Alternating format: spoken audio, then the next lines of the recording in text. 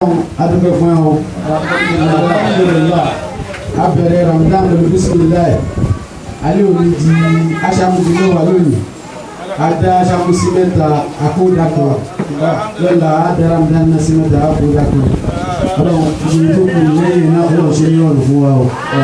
la ilaha illallah ìjẹ́ kù ní ọ̀rùn táà kú ọ̀rùn Ramadan látó kó bẹ́ẹ̀ lọ́dún ó ti di tiwa ìnira ìfòyà tí ó fẹ́ àwọn kálukú wa ká tó Ramadan kí Ramadan tó lọ́nà bá ká kú ọlá àbúrò wọn lọ́wọ́ ọlá àkẹ́ wọn lọ́wọ́ ọlá àdẹ̀rà wọn lọ́wọ́ ọlá ìyọnu wọn lọ́wọ́ ọlá hawla wala quwwata illa billah lẹ́bi tàbí tá ń bá bọ̀ nípa Suratul Rahman Ayatul Rahman tí ń sọ fún wa nípa ìkẹ́ àánú tọ́lọ̀ wọn bá ní tó fẹ̀ tó tóbi tó tó kù. A'udhu billahi minash shaitanir rajim. Bismillahir rahmanir rahim. Wa bihi nasta'in.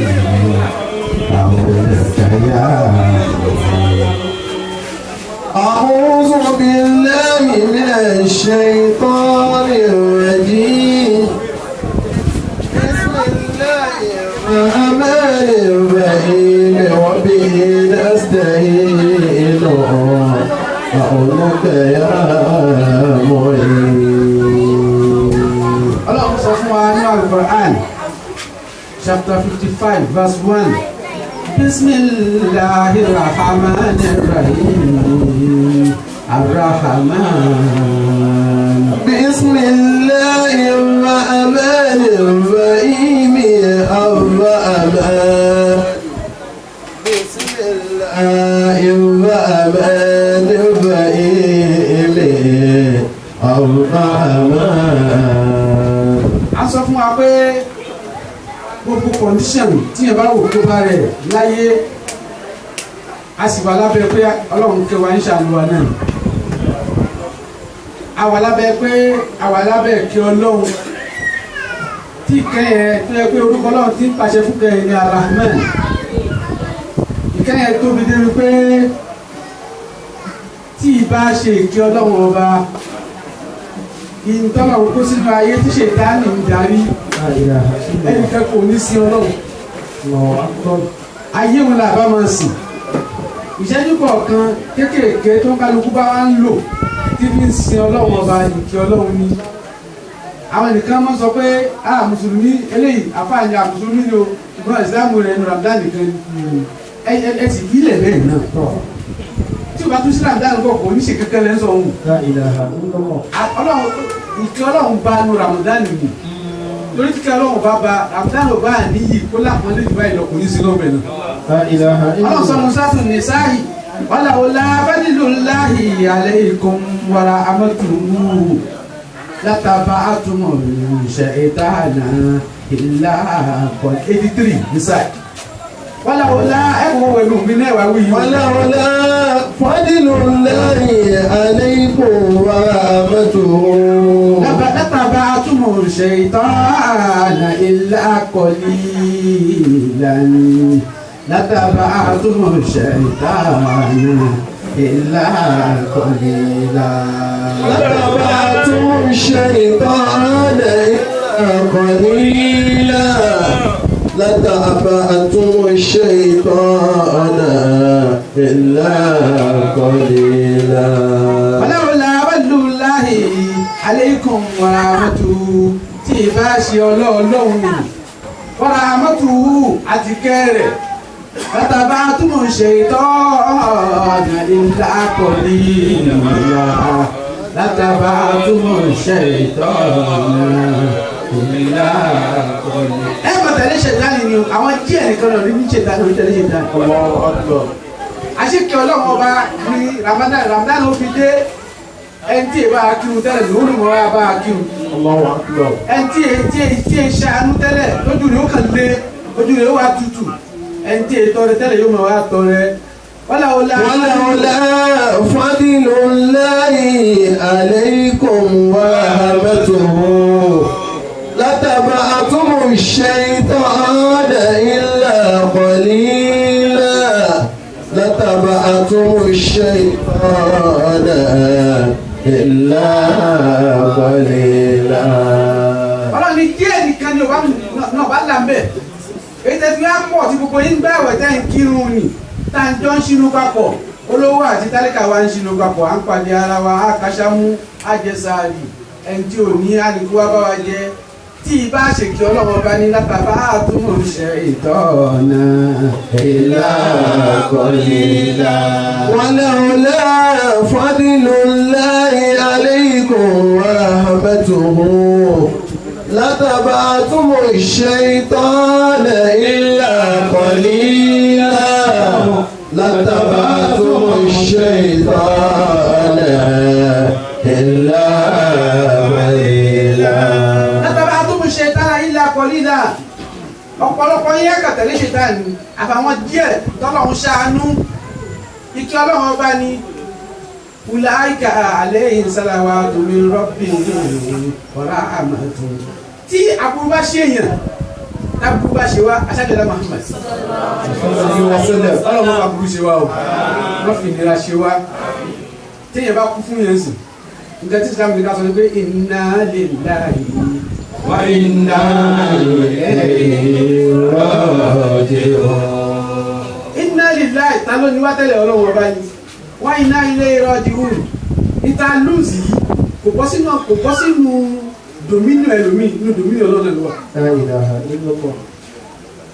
èyí tí ò bá lágbára jù òun ni pé ó jẹ́ pé tíyẹn bá kú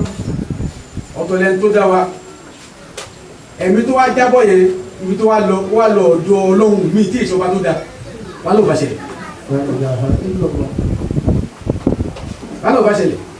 ṣùgbọ́n inna lillahi ẹni tó mọ̀ ní tó fi dá wa lọ́wọ́ ẹ̀ náà padà sí. ọlọ́run tó yẹ pé ọlọ́run mi ń bẹ ní sánmà àti ilẹ̀ láfásádà di sánmà wà tó wọlé àwọn yóò bàjẹ́ wọ́n bà nǹkan jẹ́ eléyìí ó ní mo fẹ́ gbéga eléyìí ó ní mo fẹ́ rẹ̀ lẹ́ ó bà mọ̀ jà. bọ̀dí inú kẹ́ rẹ̀ kò jẹ́ kó òun pé méjì kí ọlọ́run ó lè sọ̀rọ̀ ẹ̀ ní méjì ṣùgbọ́n ẹ̀ mọ̀ á bá àwọn ìwà méjì lára rẹ̀ ẹ máa bá àwọn ìwà tó jẹ́ pé lọ́dọ̀ tiwa ní túmọ̀ tiwa bá ṣe jẹ́ èèyàn tá a jẹ́ ẹ̀dá àwọn ìwà yẹn àwọn tó tẹ́ wa lọ́rùn ni ẹ sì máa bá àwọn kankan tí ó máa ṣe tó pé kò ní tẹ́ wa lọ́rùn torí pé èèyàn ni wá wá gbọ́dọ̀ rí ọlọ́run ní méjì ìwà méjèèjì yẹn a gbọ́dọ̀ máa rí pé ẹnìkan náà ní ṣe gbogbo rẹ̀ تلك وأقيمه سراء ودراء يفعل في المعلوم ما يشاء وأقيمه سراء ودراء يفعل في المعلوم ما يشاء انتم ونيو في دارش دلالة يفعل في المعلوم ما يشاء وأقيمه سراء a máa ṣe tó bá wù fáwọn ẹ̀dá rẹ̀ ní bàtí kò sí tọ́fẹ́ ṣe fún lẹ́nu ń bẹ̀ lẹ́nu ń bẹ̀ nobody is important everything is about the Almighty Allah kò sí kankan tọ́lọ́ tó jẹ́ kankan ọlọ́run gbọ́dọ̀ má ṣe bẹ́ẹ̀ ọba olúlọ́ba wo yàtọ̀ alùfín máa lò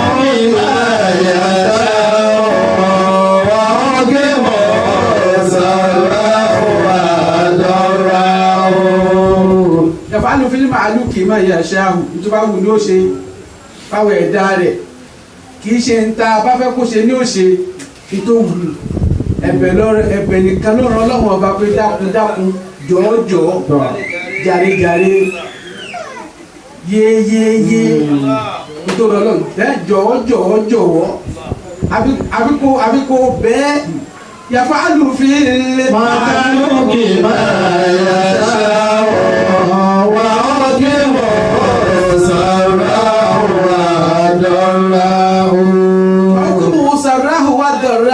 ìdájọ́ rẹ̀ tẹ́ rí yẹn sàráhù ìgbà míì yóò dẹkùn yóò dẹ̀ yóò rọrùn ìgbà míì dọ̀ráhù yóò fún pínpín yóò expand ìgbà míì yóò contrast ẹ̀ àbí yóò constrict ẹ̀ a máa fẹ́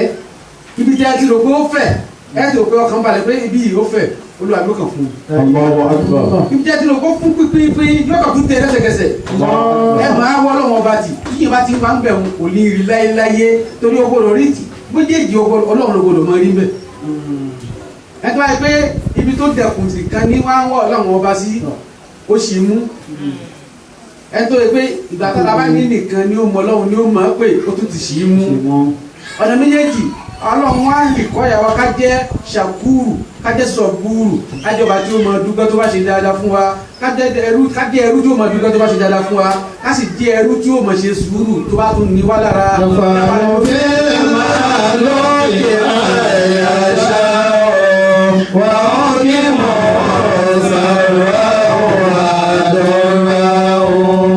Ọlọ́run wá ṣe sùúrù púpọ̀ ní fi ń kẹ́ wa lọ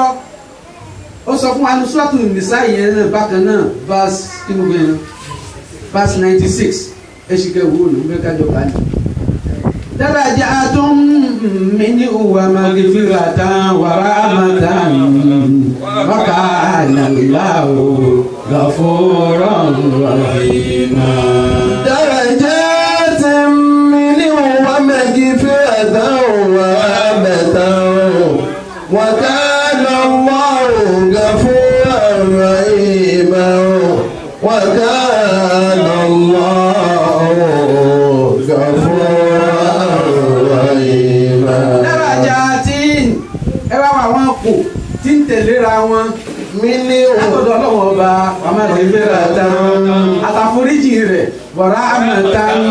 àtikẹ́ rẹ̀ wa kana Allahu ghafuran rahima. Darajatin minhu wa maghfiratan wa rahmatan wa kana Allahu ghafuran rahima wa kana Allahu ghafuran rahima. Lọ́wọ́ jẹ́ pé àwọn onítẹ̀síbẹ̀ àti wọn fọlọ́wọ́ bá mọ́ àbí tí wọ́n fọra wọn mọ́ látara orúkọ Ọlọ́run ọmọ jẹ́ subhanallah wa bihamdihi subhanallahil azim. Minhu wa maghfiratan wa rahmatan wa kana Allahu ghafuran rahima. bẹ́ẹ̀ni kí mo sọ fún wa rí láì mọ ìgbà tí a bá lẹ́nu àǹfà tó sọ fún pé tí wọ́n fẹ́ dàníyàn tí wọ́n bá ní ẹ̀dàníyàn ìfẹ́ wo ìfẹ́ mọ ìfẹ́ kìíní kankan o lè sọ́ọ̀mù ẹ̀ papọ̀ nǹkan tó bá náà ti ní fi dunya hasanatan tamilọ́rẹ̀ dáadáa láyé wafil akhirati hasanatan tamilọ́rẹ̀ dáadáa láti kíyàmá wa qina azaban nar wọ́n sì jẹ́ wọn náà wọ́n jẹ́ jìyà náà yẹn lè ṣe bẹ́ẹ̀ that is for the general folks táwọn ẹni ẹ̀ṣà tó máa fẹ́ dàníyàn àbọ̀n bá parí àdúrà wọn á tù jùdù kí ló ń fẹ́ gẹ́gẹ́ wà ní darajatin minhu wa maghfiratan wa rahmatan wa kana Allahu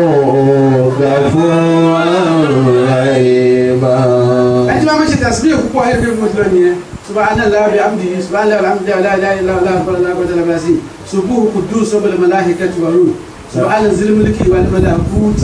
subhana zil izzati wal jabarut subhana al hayy allazi la yamutu subuhu quddus rabbil malaikati wa ruh àwọn tí wọ́n fọlọ́ wọn wọn subhanallahi wa subhanallahi wa anamika subhanallahi wa ta'ala gbogbo àwọn tasbih tí wọ́n máa ń fa ni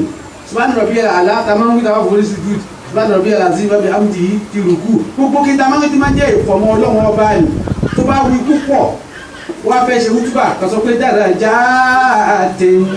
minhu wa maghfiratan wa rahmatan wa kana Allahu ghafuran rahima. Darajatin minhu wa maghfiratan wa rahmatan wa kana Allahu ghafuran rahima. Wa kana Allahu ghafuran rahima. Darajati ipò rẹpẹtẹ tó tẹ̀léra wọn darajatin látọ̀dọ̀ Ọlọ́run Ọba bí jẹ́ kó tayé ni ló jẹ́ kó tọ̀dọ̀ Ọlọ́run Ọba ni mo tọrọ rẹ̀ màmá gígùlà tán àforíjì àtọ̀dọ̀ Ọlọ́run Ọba àti kẹ́ lẹ́yìn mẹ́tẹ̀ẹ̀ta ìsọ̀n tó túkù tó wà kíní kan wá tó yàtọ̀ nù ọ̀rọ̀ Ọlọ́run tẹ́ ẹ̀ gbọ́dọ̀ fi tú de èèyàn wàkánà Allahu gàfúrà rahima وكان الله غفورا رحيما وكان الله غفورا رحيما وكان الله غفورا رحيما وكان الله غفورا رحيما وكان الله غفورا kánà nǹkan tí ń jẹ́ bẹ́ẹ̀ ni pé ẹnìyẹn ń bẹ báyìí pé ẹnìyẹn báyìí ló ti rí gbogbo tó wà ló kánà fún ìyípadà lè bá tọ́lọ́hùn nìkan ni kò ní sítẹ̀dì rẹ̀ wàtàbídìrì wàtàwí Ọlọ́run ọba ń bẹ ní ẹ ọba aláforí bí ọba oníkẹ kò ní padà tó lábọ́lọ́hùn jẹ́ bẹ́ẹ̀ nti kaana tó bá yẹ pé ọ̀dọ̀ Ọlọ́run bá fi ló fara tì ló fi yàtọ̀. wàkàna Allahu gàfúrà rahima wàkàna Allahu gàfúrà rahima. wàkàna Allahu gàfúrà rahima gbogbo eléyìí atara àkẹ́ rẹ̀ ní tó fún wa l'opportunity. ربنا لا تزغ قلوبنا بعد إذ هديتنا وهب لنا من لدنك رحمة إنك أنت الوهاب ربنا لا تزغ قلوبنا بعد إذ هديتنا وهب لنا من لدنك رحمة إنك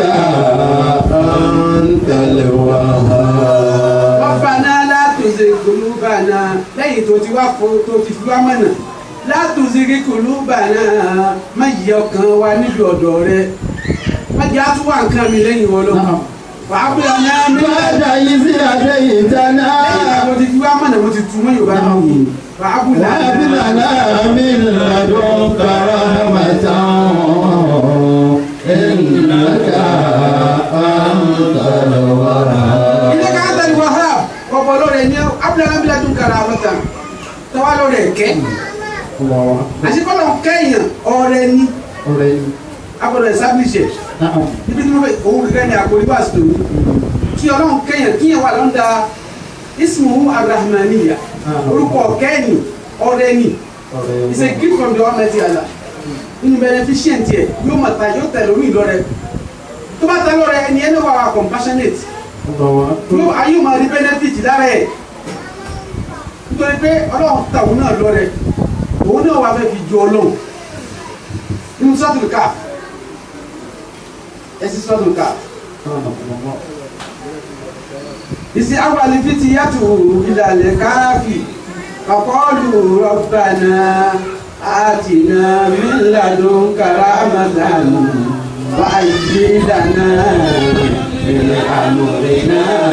رشدا إذ أوى الفتية إلى الكهف فقالوا ربنا آتنا من لدنك رحمة وهيئ لنا من أمرنا رشدا. ọlọ́run ní àwọn ọ̀dọ́ ni gbà tí wọ́n sá lọ bí abẹ́ àkàbí àpáta tí wọ́n sá débẹ̀ tí wọ́n gbé ẹ̀sìn wọn sá lọ bẹ̀ wọ́n ní Rabbana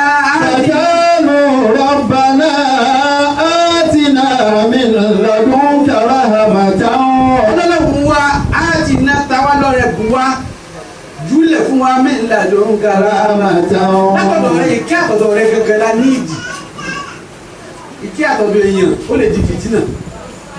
ìkẹ́ tọ̀dọ̀ rẹ ni ó fún wa. وهيئ لنا من أمرنا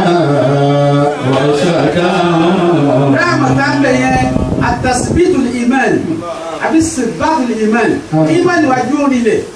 fìtínà tí ń bá wa yìí má jẹ́ kó torí ká torí rẹ̀ ká change. ìkẹ́ olùfẹ́ tí yẹn bá ń sin ọlọ́run ọba ní wọ́n á rí àwọn difficulties kan bẹ̀ tẹ́ni yẹn bá wà steadfast ìkẹ́ ọlọ́run náà. tí yẹn bá ṣèkẹ́ ọkàn yóò ti rí ọkàn yóò fẹ́ lọ bòmí. nínú sọ́dún káàbì bákan náà ọlọ́run tún sọ fún wa pé ọwọ́ jàjà abidan min ibadina atayna rahmatan min indina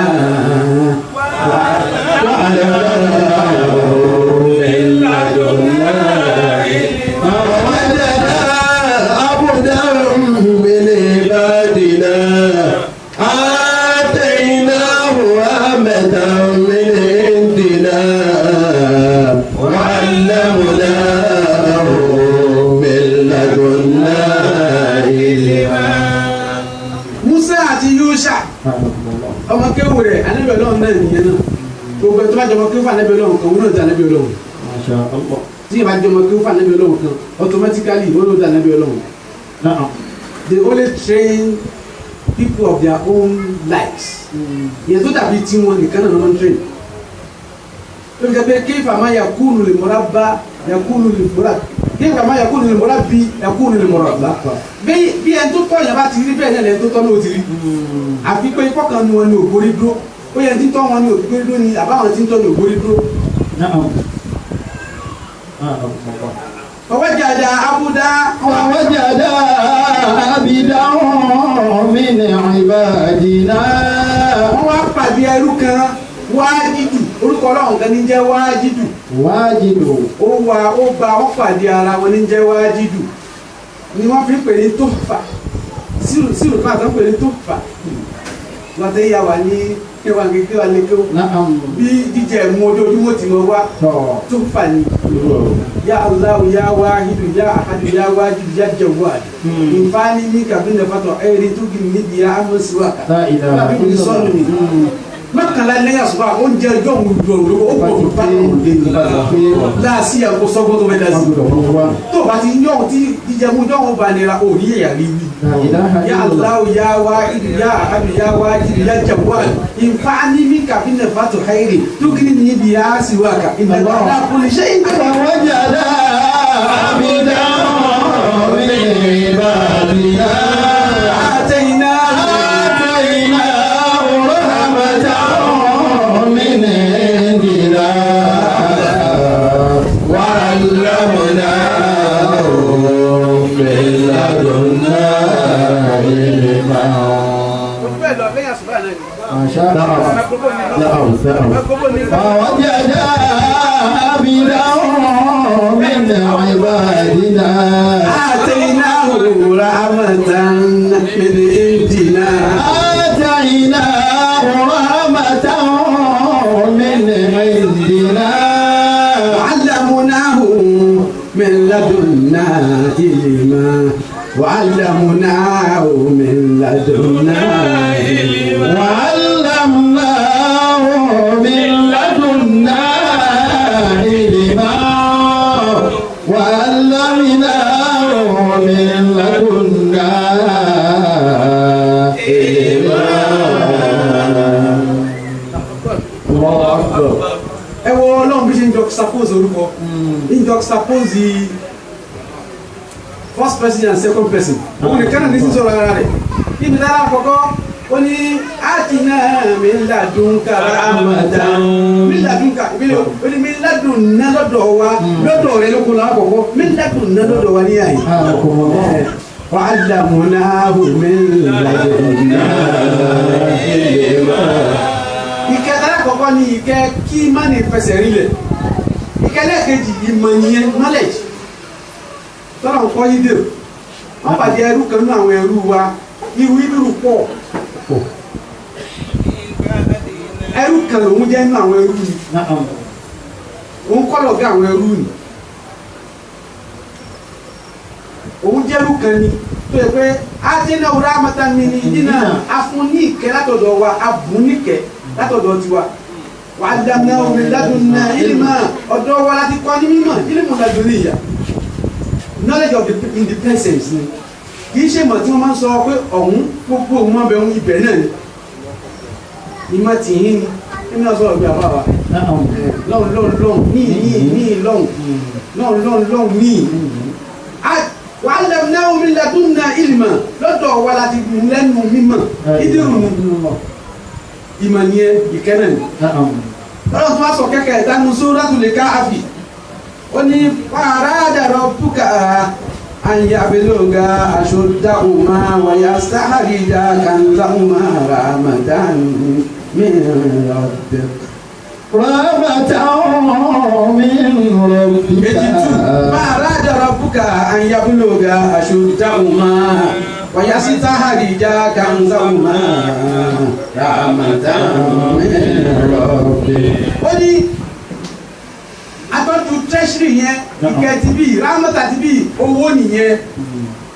ọ̀kan ti imani ọ̀kan ti mọ̀ ọ̀kan tó wó am I communicating? ẹwọ gbogbo nǹkan tó lọ́n ń pè ní ìkẹ́ gbogbo ẹ̀ ó ní ọ̀rẹ́ ni o ti imani mo tá lọ́rẹ́ ni ti mọ̀ mo tá lọ́rẹ́ rẹ ni ti owó mo tá lọ́rẹ́ rẹ ni. ويستخرج كنزهما رحمة من ربك àwa ayọ̀ tírẹ́sì yẹn látọ̀dọ̀ wa fún wọn látara kẹta kẹ́ wọn ó tún wá sọ́nu Suratul Kahfi hadha rahmatun min rabbi fa iza jaa wa'du rabbi ja'alahu dakka hakabi قال هذا رحمة من ربنا قال هذا رحمة من ربي فإذا جاء وعد ربي جعله دكا وإذا جاء وعد ربي جعله دكا. ìyẹn ìkẹ́ ti bẹ̀rẹ̀ ìkẹ́ ti ṣẹ́gun ni láti Ọlọ́run bá tó ó di ìṣọ́ táwọn ọ̀tá mọ wọlé ní tòbí débi tó dé Ọlọ́run òun bẹ̀ tó bá ti ta ọrẹ rẹ̀ tó bá ti yá tó ti sílẹ̀kùn ọrẹ rẹ̀ àdéhùn Ọlọ́run ní ìsáájà àwa dọ̀rọ̀ bí جعله دكا ربي حقا. Ọlọ́run ní ibi oníṣàdéhùn tí wọ́n mú ṣe reality ní àdéhùn ìbọn Ọlọ́run tí yín ní máa ṣe ṣégeṣége tẹnu Ọlọ́run tí bá ti sọ pé ṣe ń ṣe náà ẹ wá jẹ́ ká fara balẹ̀. Àwọn akẹ́kọ̀ọ́ náà máa sọ yìí kó jẹ́ pé ọ̀rẹ́ ní látọ̀dọ̀ Ọlọ́run ọba ìkẹ́ tí Suratul Kahfi ní fẹ́ kájọ wò lónìí tó jẹ́ pé ọ̀rẹ́ ní látọ̀dọ̀ Ọlọ́run ọba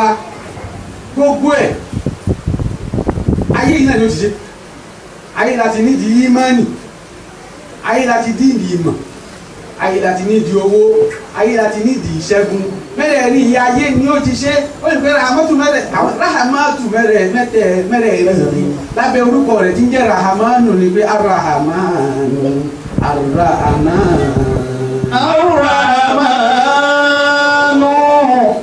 الرحمن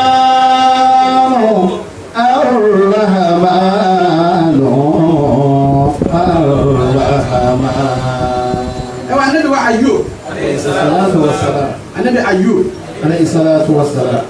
Bàtó pé Ọlọ́run ìnira mu tí yẹn bá sick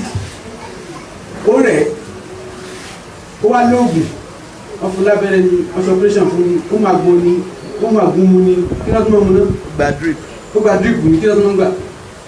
gbogbo ọtọ́ máa ń gbà lẹ́kàn mọ́ gbogbo ẹ̀ ó wá gba gbogbo ẹ̀ tẹ tó bá ba lára mu ìkẹ́ Ọlọ́run náà La ilaha illallah. tó bá padà ṣiṣẹ́ fún ìkẹ́ Ọlọ́run ọba ní ìyẹn lùsì nǹkan kan nínú property ẹ̀ tí kí ní ẹ̀ bá padà dé ìkẹ́ Ọlọ́run ọba ní Ọlọ́run dúró fún wa nínú ìtàn Ayub wa Ayuba Isnada rabbahu anni masaniya durru wa anta arhamur rahimin. Fastajabna lahu fakashafna ma bihi min durri wa ataynahu ahlahu wa mislahum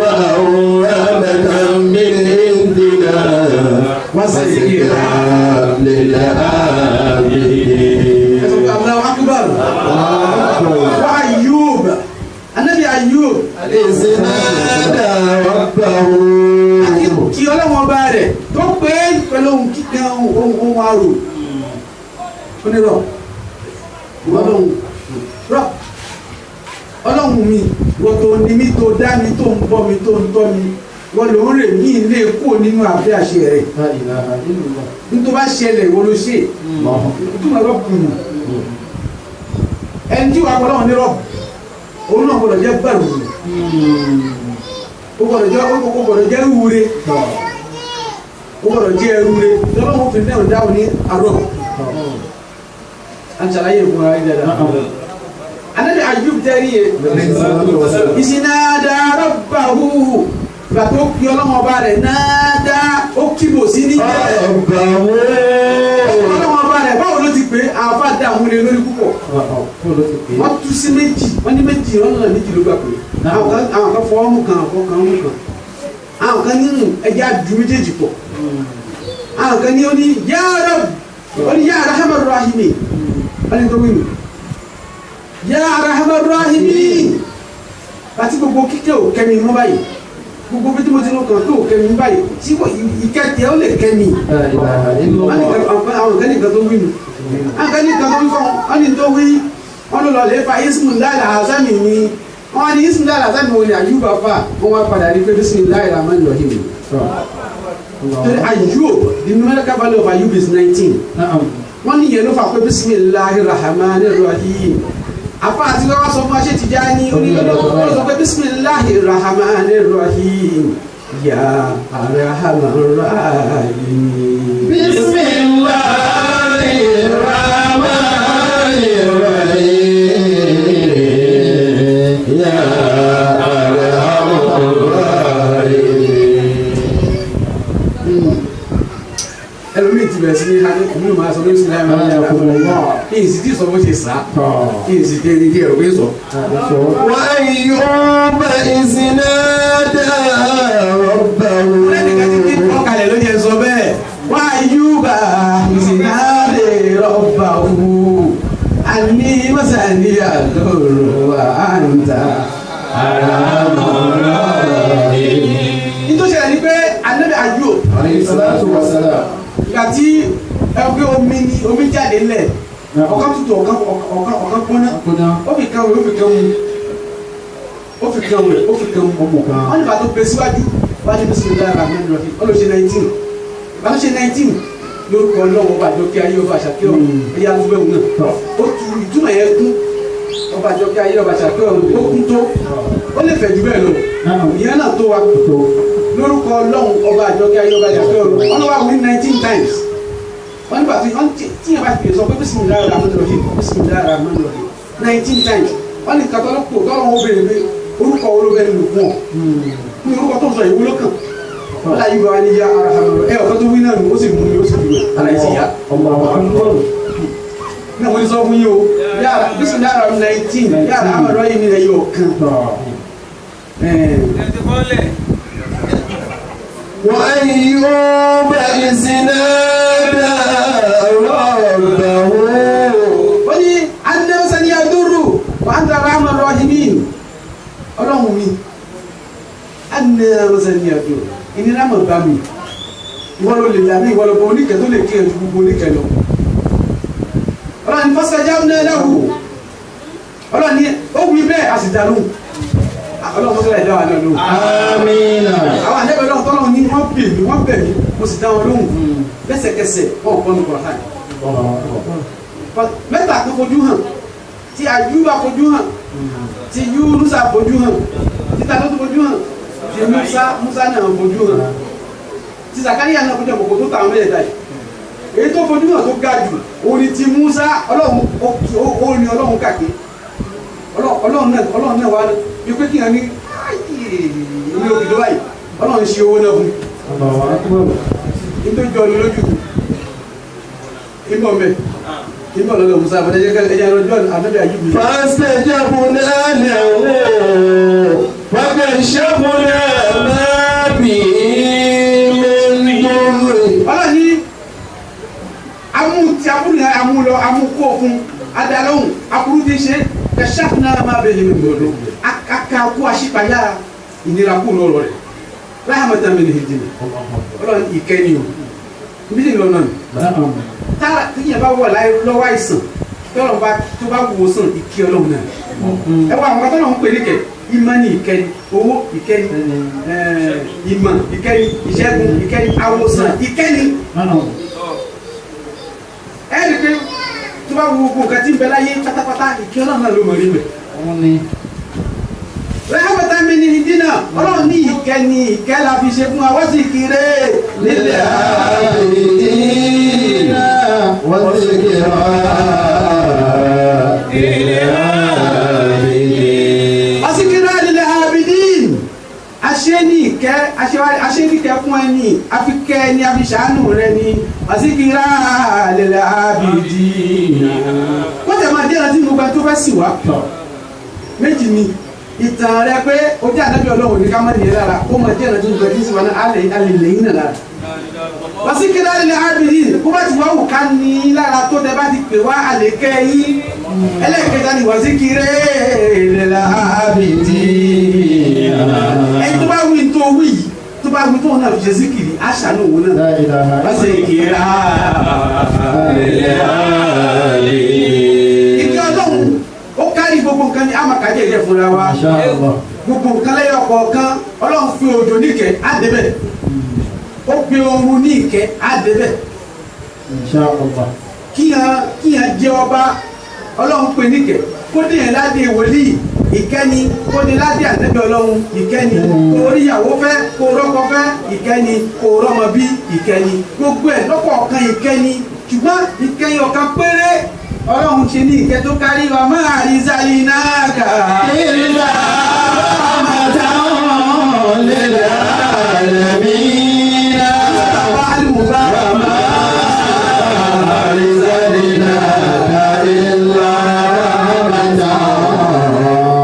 lil alamin. bàbá àrízàlínáàkà máa àrízàlínáàkà ìlà. ìtumọ̀ tí kìíní yẹn kó sínú pọ̀ tábà fẹ́ tu níbi lára bá ṣe máa ń tú ọ̀rọ̀ bí ọ̀rọ̀ ká tu word for word ìtumọ̀ rẹ̀ pọ̀ kátẹ́fẹ́ ká fẹ́ tu ní tọ́lọ́hún mí nìkan ìtumọ̀ rẹ̀ pọ̀ jọ jàrá ni wọ́n máa àrízàlí náà. inú tí mo kọ́ gbọ́ yẹn nú àyà yìí that was in 1988 wọ́n máa àrízàlí náà ka illa rahmatan adó lecture ni lecture MSS ní Yaba Tech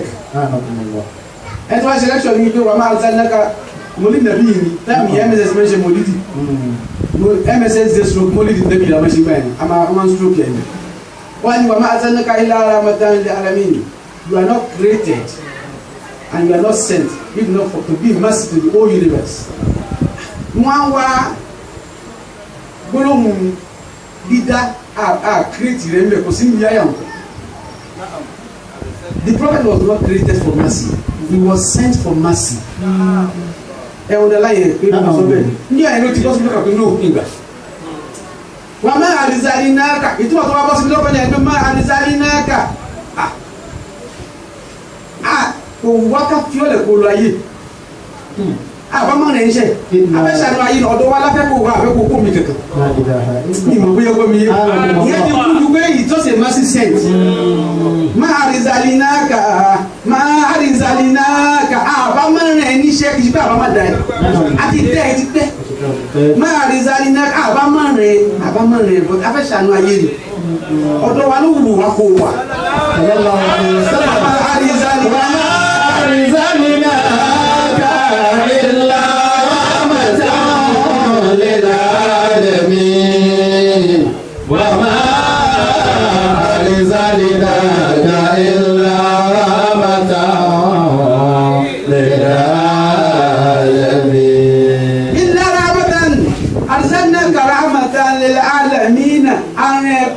kò lè jẹ́ ìkẹ́kùn gba àgbáyé ni if not má àrùzànà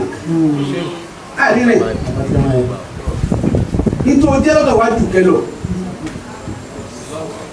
ní sọ máa ń pé tí ra àmọ́tòwò bá jẹ́ wáásíà ìkẹ́ rẹ̀ fẹ̀ wáásíà alimọ́tòfìrà ìkẹ́ rẹ̀ fẹ̀ wàlá àmàtí sábà kádìgẹ́dà bí tífẹ̀ rẹ̀ pọ̀ ju ìbínú rẹ̀ lọ tó yẹ pé wàlá àmàtí wọ́n ṣe àfikún dàṣẹ tíkẹ́ rẹ̀ gba gbogbo nǹkan láyè ìkẹ́ rẹ̀ nìyú ọ̀pọ̀ onígẹ̀gẹ́ kọ́kọ́ wò lóhùn ìgbẹ́ tó. ibẹ̀ wò lọ ànábì ti jẹ́ Abdulrahman gẹ̀gẹ́. sallallahu alayka ya Muhammad. tìrí náà tọ̀ títí dá ọ̀tọ̀ ara ní kó jẹ́ kẹ́ni ìkẹ́ gangan ìkẹ́ tí ń jẹ́ kẹ́ lọ́dọ̀ Ọlọ́run láì dẹ́dà ní Abdulrahman. lọ́wọ́ jẹ́ pé ìbàdàn sọ pé arahamanu kò fi halakali zan tẹ̀lé arahamanu alamaleko rẹ̀ ha ní alamu tí wọ́n tí o ṣe alamu lakaliku alamu méjì ló wà there are two universe àbí two consciousness two planes of consciousnesses méjì ló wà alamu lakaliku wa alamu lakamu ní sọ pé aláàlá wọlé kálíkù wàlá amúlò bàbá aláàlá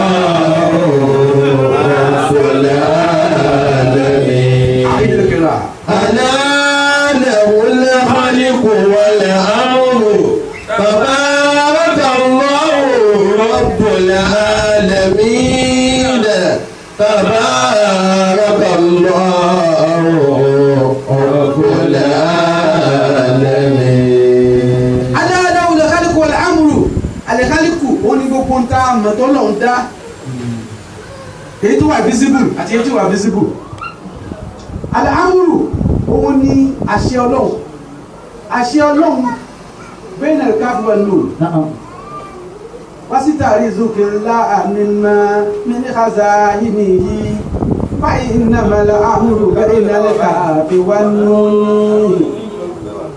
wasitari zukila amina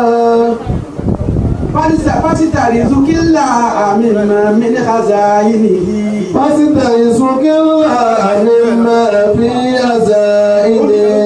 فإنما الأمر بين الكاف والنون فإنما الأمر بين الكاف والنون فإنما الأمر بين الكاف والنون. olùyẹ sálọ ni ó ti pẹ́ ẹ̀rin àtijọ́ ni pásítárì zukilá mímọ mílíkàzá hínìhí ó ṣe bẹ́ẹ̀ lọ́dọ̀ Ọlọ́run nínú nǹkan tó tọ́jú Ọlọ́run náà nǹkan tó tọ́jú bó ṣe ná gbogbo ẹ̀tọ́ yìí ó tọ́jú àwọn kan sọ́rọ̀. فإنما الأمر بين الكاف والنون àti fún ẹ kọ́lọ̀ fún ẹni tó tọ́jú yẹn láàrin kọ́sọ̀ pé kún bọ́tà فإنما الأمر بين الكاف والنون فإنما الأمر بين الكاف والنون. ó jọ̀dá ibẹ̀ láti bẹ̀rẹ̀ Ọlọ́run mú ni ìyẹn wá láti bẹ̀rẹ̀ ó ní méjì ó ní sáńsà kan lókè ó ti pẹ́ ni ó ti pẹ́. ẹ dákun nǹkan tí a fẹ́ mú lálẹ́ yìí ni pé gbogbo ìyẹn lábẹ́ yìí tí for the next 2 or 3 days gbogbo stress of life kódà Ọlọ́run dá wa bó ṣe dẹ́nu ọkùnrin náà ló ṣe dá wa ó tún wá nu àwa ní ẹ̀kọ́ pé ká lè wọ aṣọ ká bo òun wa mọ́lẹ̀ ìkẹ́ Ọlọ́run náà ni ìkẹ́ ni gbogbo tabari tí ń ṣẹlẹ̀ láyé tá à ń lò to our own advantage ìkẹ́ Ọlọ́run wa ni abẹ́ identify lẹ́yìn ọkọ̀ kan iye tó náà bá ní kárí identify bẹ́ẹ̀ á wà padà lọ dọ̀bí tó ti ká gbogbo ẹ̀kọ́ lára nẹ́bà Muhammad sallallahu alayhi wa sallam. tó ní gbogbo ara nẹ́bì ìkẹyìn. If you go to the person kí ni wọ́n bá àwọn tó mọ̀ yẹ tàtú sára tàtú list náà ni tàtú list náà ni. náà bàtà múlùú ìyá ti misikini bunu misikini ina lati anta tariju wa tamulu ìgbà tó tẹ́lẹ̀bí àbẹ̀tàríjú wọ̀tàmúlò. ọgbẹ́ tó ń tájẹ́tì láyé pé mo fẹ́ ní kó fún mi ní lágbájá kó sọ mí di lágbájá kó sọ mí di nǹkan kan. minali lórí àti misikini ọ̀nà misikini. ní gbogbo ayé gbogbo rú àwọn ẹni bẹ́ẹ̀ misikini wù misikini a poor man of the son of a poor man. pásítọ̀ zukilaha bí mani bàzá ẹni ó ṣe fẹ̀kan lọ́dọ̀ ọba tó ń ṣe miskin. فإنما الأمر بين الكاف والنون. ọjọ́ náà ní ìkàkà láti sọ ẹni tó bẹ́ẹ̀ dàdí kó sọ pé kún kásá kún marizukan tolówó iṣẹ́ pọ̀ fa innama al-amru bayna al-kaafi wal-nuun. a sọ̀rọ̀ mùsùlùmí látẹ̀kan Abíọ́lá gbogbo lẹ́nu ẹ̀ báyìí ní onítáyé bá ń ta ìgbẹ́jú ò bá tà tẹ́mi mùsùlùmí bá ta ó ní yóò tàbí góòlù. pásítà rìzùkìlà بما من خزائنه فإنما الأمر بين الكاف والنون فإنما الأمر بين الكاف والنون صلى الله عليه وسلم. gbogbo ala máa ń fẹ́ jẹ àǹfààní ìdán anábì sọ pé ayélujára nurse máa ń yẹ àǹfààní nurse ẹ tó da jùlọ ní tí pé ayé ṣe àǹfààní lọ́dọ̀ ẹ̀ inṣàlá lọ́la túfà yẹn á pín jẹ́ pẹ̀lú òní lọ́wọ́ wọ́n ti máa ń ṣe gangan wọ́n ti máa ń ṣe ẹnu ọlọ́wọ́ ẹnu àwọn àgbàlagbà tá a ti gbọ́ it has been long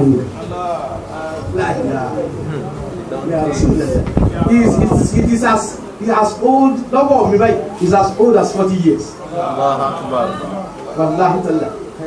ó ṣe fati àkàn alámúná ṣe rámẹ́ta iná nsá náà mọ́kànlá ó ṣe túbà yẹn náà mọ́kànlá wallahi tala